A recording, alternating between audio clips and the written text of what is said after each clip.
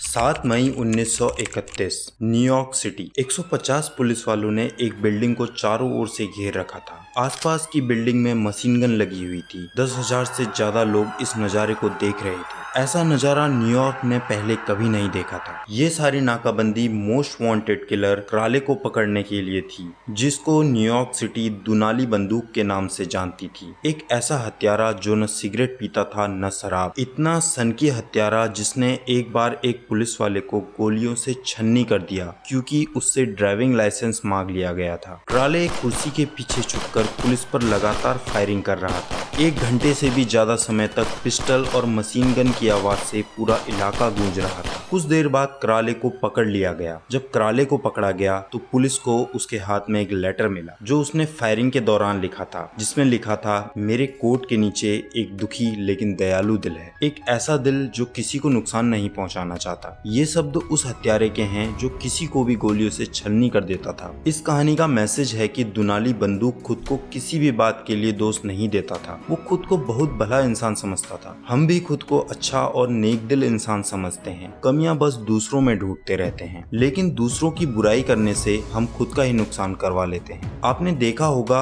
आपके बीच कुछ ऐसे लोग होते हैं जो जहां भी जाते हैं छा जाते हैं। लोग उन्हें कुछ ही देर के कन्वर्सेशन के बाद पसंद करने लगते हैं, लेकिन आप लोगों की कितनी भी मदद कर लें, आपको वो सम्मान नहीं मिल पाता। इसी बात को आज हम समझेंगे how to win and influence people book के फर्स्ट चैप्टर से। लोगों से अपने रिश्ते सुधारने के ऊपर लिखी गई ये सबसे अच्छी बुक है। इससे पहले कि आप वीडियो में खो जाएं, चैनल को सब्सक्राइब कर लीजिए। कोई भी कितना भी बुरा इंसान हो, वो खुद को कभी बुरा नहीं समझता। न आप खुद को बुरा समझते हैं, न मैं खुद को। हमारी नजरों में सारी दुनिया बुरी है। हर किसी में कोई न कोई कमी हमें दिखाई देती है, सिवाय खुद के। किसी की भी बुराई करने का कभी कोई फायदा नहीं होता, क्योंकि जब आप किसी की बुराई करते हो तो सामने वाला इंसान अपना बचाव करने लग जाता है। वो खुद को अच्छा साबित करने के चक्कर में सफाई देने लग जाता है। आपकी आलोचना सीधे उसकी सेल्फ रिस्पेक्ट पर जाकर लगती है, जिससे वो मन ही मन आपको अपना दुश्मन मान लेता है। इस बात को हम अब्राहम लिंकन के साथ हुई एक घटना से समझते हैं। 1863 में गेट्सबर्ग की लड़ाई हुई थी, जिसमें एक तरफ थे जनरल मिड और दूसरी तरफ थे जनरल ली। जनरल मिड की आर्मी जनरल ली की आर्मी पर भारी पड़ रही थी, जिस कारण जनरल ली को पीछे हटना पड़ा।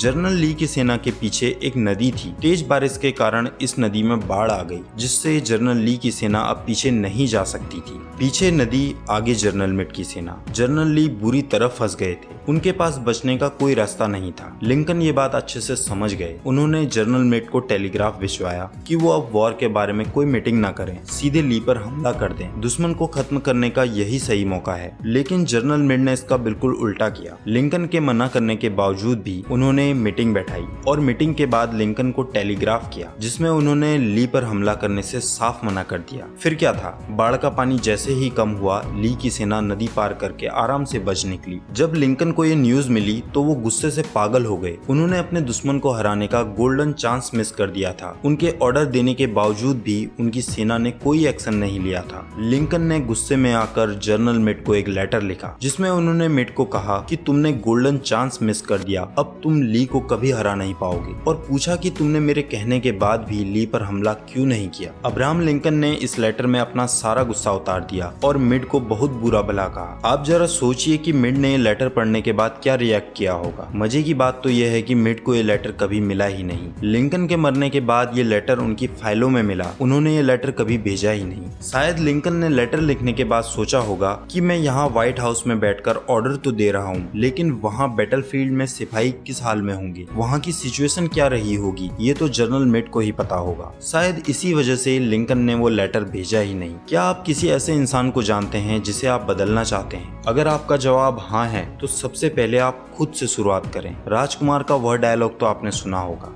जिनके अपने घर शीशे के हों वो दूसरों पर पत्थर नहीं फेंका करते।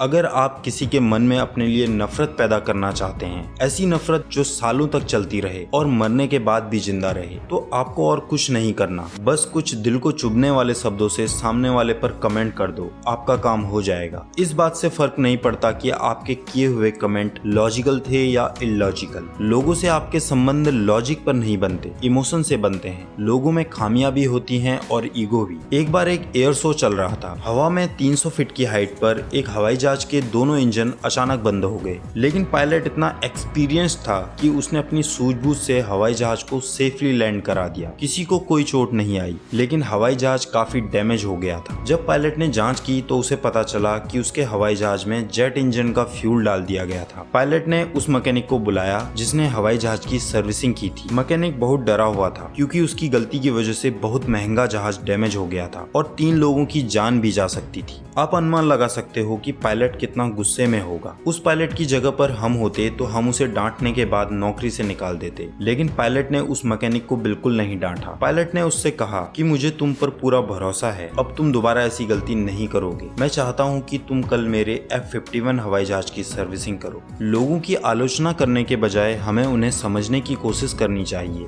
सबको समझ लेने का मतलब सबको माफ कर देना है। आलोचना करने से हम अपनी भड़ास तो निकाल लेते हैं, लेकिन इससे हमारा नुकसान ही होता है। सामने वाला इससे चिढ़ जाता है और वो खुद को सुधारने की जगह आपसे दुश्मनी पाल लेता है। ये बातें हमें डेल कार्नेगी ने अपनी बुक लोक व्यवहार के फर्स्ट चैप्टर में बताई है। इस बुक में ऐसी ही बहुत सी बातें बताई गई हैं जो आपके दिमाग को खोल कर रख देंगी। अगर आपने इन्हें अपने व्यवहार में शामिल कर लिया तो फिर आप किसी का भी दिल जीत सकते हो। अगले वीडियो में हम इस बुक के सेकंड चैप्टर के ऊपर बात करेंगे। पूरी बुक की समरी एक वीडियो में बता देने से बुक के बहुत से इंपॉर्टेंट पॉइंट छूट जाते हैं और हम नहीं चाहते कि बुक का कोई भी पॉइंट आपसे मिस हो। इस वीडियो पे 100 लाइक आते ही हम इसके नेक्स्ट चैप्टर के ऊपर आपके लिए वीडियो लेकर आएंगे। तो मंकी माइंड यूट्यूब चैनल को जल्दी से सब्सक्राइब कीजिए। आप अपने दोस्तों के साथ इस वीडियो को शेयर भी कर सकते हैं क्योंकि नॉलेज शेयर करने से ही बढ़ती है।